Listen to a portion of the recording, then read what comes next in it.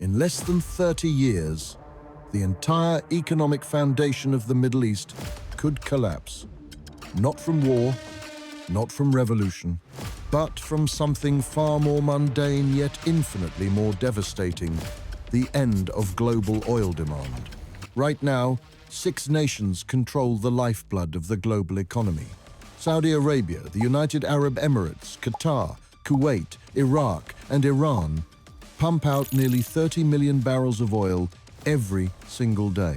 This black gold doesn't just fuel their economies, it is their economies. In Iraq, oil revenues make up 99% of all exports. In Kuwait, the government literally cannot function without petroleum profits. These aren't just statistics. They represent an existential dependency that's about to hit a wall. Because here's what nobody's talking about. The International Energy Agency now projects that global oil demand will peak before 2030 and then begin an irreversible decline. Electric vehicles are destroying transport fuel demand. Artificial intelligence is making industries dramatically more energy efficient. And renewable energy is becoming so cheap that even oil companies are investing in solar farms. The countdown has begun. These nations have perhaps 1 generation, maybe 2, to completely reinvent themselves or face economic obliteration. The question isn't whether they need to change. It's whether they can change fast enough to survive what's coming. I'm James Whitfield from FAULTLINE Economics. While others chase headlines, we examine the systems that actually shape history, geography, demographics, and economic fundamentals. Today, we're analyzing the Middle East's post-oil survival strategy. This is strategic clarity in a complex world.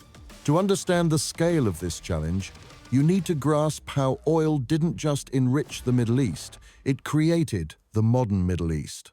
Before 1938, when Standard Oil struck black gold at Dammam Well No. 7 in Saudi Arabia, Kuwait imported its water by donkey.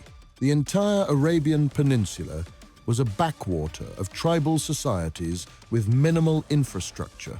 Then came the oil boom, and with it came something unprecedented in human history: the rentier state. Here's how it works.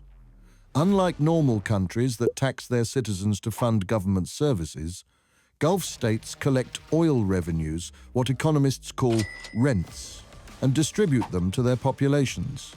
Free healthcare, free education, guaranteed government jobs, subsidized everything. The social contract was simple: political loyalty in exchange for cradle-to-grave welfare, funded entirely by oil exports. This system didn't just fund these states, it created them.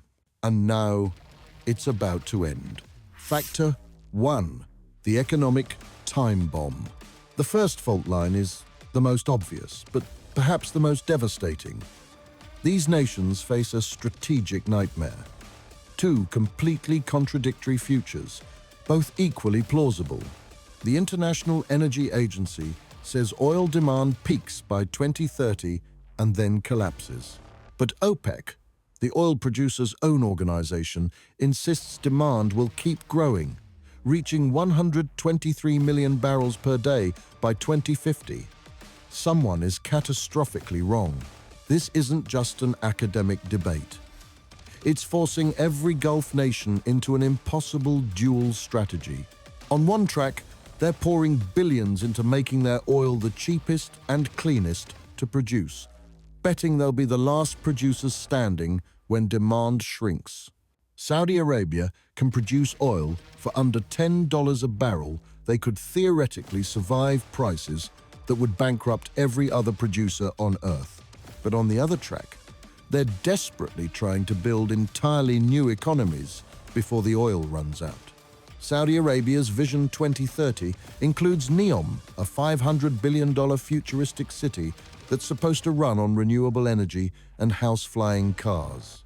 The UAE has transformed Dubai into a global hub for trade, tourism, and finance.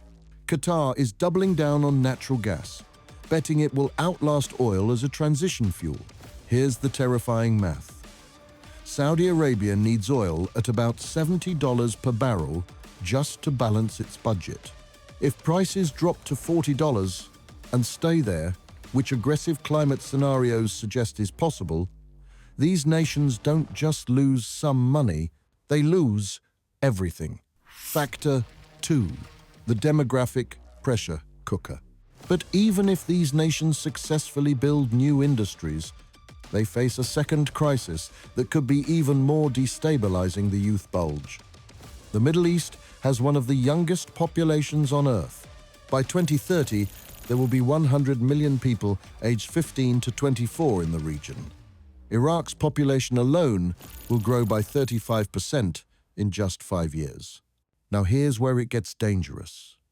The rentier state created a devil's bargain with employment. For decades, Gulf governments guaranteed cushy public sector jobs to their citizens, while importing millions of foreign workers to do everything else. In Kuwait, 90% of nationals work for the government. The private sector? That's staffed almost entirely by Indians, Pakistanis, Filipinos, anyone but locals. This created a two-tier nightmare. Citizens expect high-paying government jobs that no longer exist, but they won't take private sector work because it pays less and carries less prestige. Meanwhile, companies won't hire expensive locals when they can get foreign workers for a fraction of the cost. The result? Youth unemployment in the region averages 25%, the highest in the world. In Iraq, it's over 30%. When you combine millions of unemployed young people with governments that can no longer afford to pay them off with oil-funded welfare, you get a formula for revolution. We saw a preview during the Arab Spring. That was just the tremor. The real earthquake is still coming. Factor 3, the geopolitical realignment. The third factor might be the most complex. For 75 years, the Middle East security architecture rested on a simple bargain.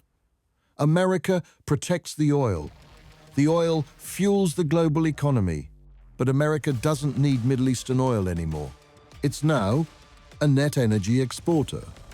And Washington's strategic focus has shifted to countering China in the Pacific. This is creating what I call the great geopolitical unbundling. The US security umbrella is folding up just as these nations face their greatest internal challenges. Into this vacuum, China is emerging as the region's biggest economic partner. But Beijing has shown zero interest in replacing America as the regional policeman. Think about what this means. Saudi Arabia now relies on China to buy its oil, but still needs America to protect it from Iran. The UAE is trying to become a global tech hub while navigating between Washington's demands and Beijing's investments. These nations are being forced to play all sides in a game where the rules keep changing. Meanwhile, regional rivalries that were kept in check by oil, wealth, and American power are heating up the Saudi-Iran Cold War, the isolation of Qatar, the chaos in Yemen, Syria, and Libya. When the oil money stops flowing, these conflicts won't disappear. They'll explode. But here's the deciding factor that will determine everything. Can these nations rewrite their social contracts before the oil runs out? This isn't just about economics. It's about fundamentally changing the relationship between governments and citizens that has existed for 3 generations. The old deal loyalty for oil-funded welfare is dead. The new deal has to be productivity for opportunity. But how do you tell a population that's never paid taxes they now need to work in the private sector, pay for services, and compete globally? How do you transform subjects into citizens? Let's project forward to 2050. Based on current trajectories, the Middle East will split into 3 camps. First, the adapters. The UAE and Qatar have the best chance of survival. They started diversifying early, have massive sovereign wealth funds, and small populations to manage. They'll make it through, though not without pain. Second, the pivot point. Saudi Arabia.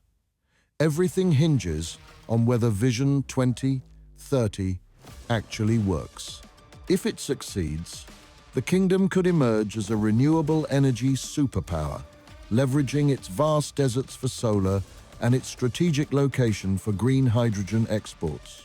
If it fails, we're looking at potential state collapse in the nation that holds Islam's holiest sites. Third, the casualties. Iraq and Iran face catastrophe. They lack the capital, stability, and governance to manage this transition.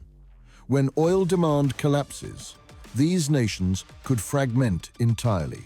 The Middle East's entire modern existence has been shaped by a single commodity discovered less than a century ago. Every border, every city, every political system was built on oil.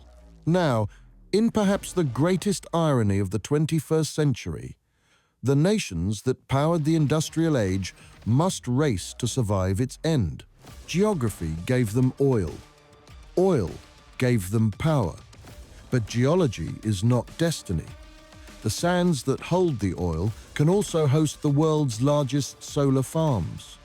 The pipelines that carry petroleum can transport hydrogen. The sovereign funds built on oil wealth can buy a different future if deployed wisely and quickly enough. This transformation will reshape not just the Middle East, but the entire global order. Because when the world's most oil-dependent region either successfully pivots or catastrophically fails, every nation on Earth will feel the shockwaves. The future isn't written, but the blueprint is there for those who know how to read it. Stay strategic.